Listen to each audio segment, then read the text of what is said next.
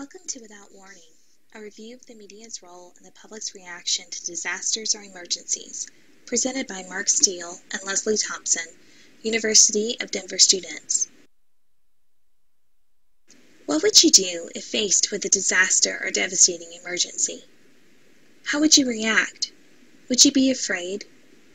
Would you believe it? Who would you trust? The military? Your family? Or maybe the media? When surrounded by mass hysteria, confusion, disbelief, and fear, you have to make the decision on whom to trust next, and oftentimes it is the media.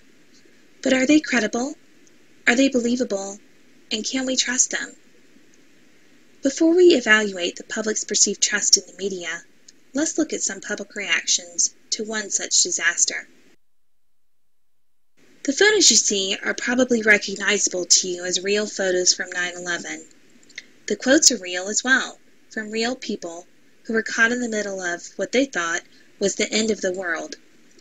These were reactions from Americans who had just listened to the October 30th, 1938 broadcast of the radio drama War of the Worlds on the CBS radio network, directed and narrated by Orson Welles.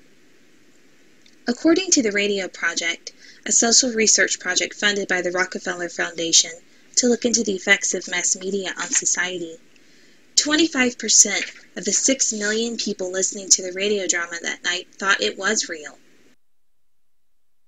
We can laugh at those 1.5 million people now, but at the time, the world was gripped by the ominous events in Europe, courtesy of Adolf Hitler. Orson Welles' biographer Frank Brady wrote that the shadow of war was constantly in and on the air. People were on edge. Fast forward more than a half a century later to September 11th, 2001. As many of us were waking up to start our day, news reports were coming in that a plane had crashed into one of the twin towers at the World Trade Center in New York City. Did you believe it right away? It wasn't until news agencies began replaying the video of not one but 2 planes crashing into the towers, and the ultimate complete destruction of the buildings crumbling to the ground, did it really begin to dawn on many of us that this wasn't a mere accident. This was terrorism. With both events, what we heard of the fake radio drama of the War of the Worlds, and what we saw of the very real terrorist attack of 9/11, were ultimately left in the hands of the media. Could there have been reasons why? In October 1938, CBS was hemorrhaging from $25,000 in advertisement losses due to the frequent radio updates regarding the Munich crisis. In addition, 70% of Americans relied on the radios as the source of information during the Munich crisis.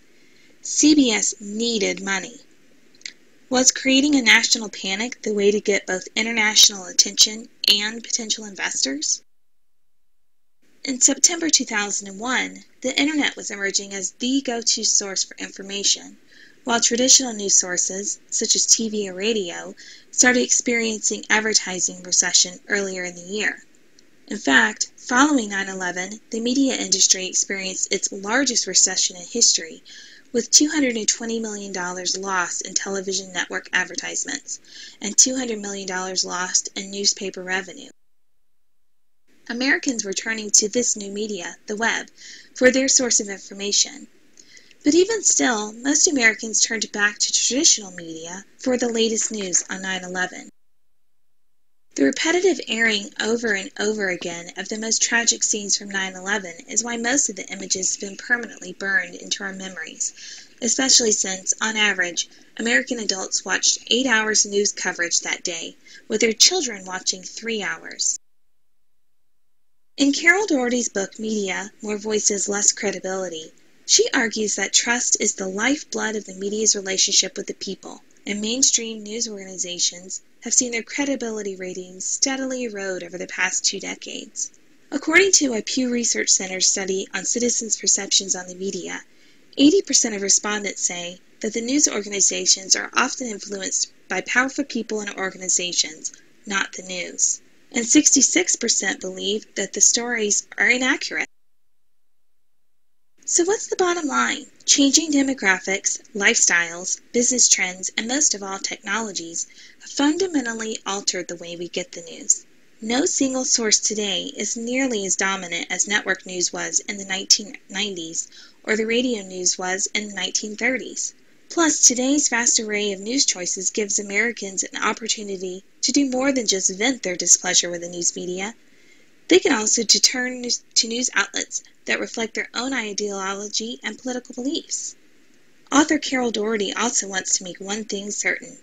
The fate of the news, as always, will rest with its audience.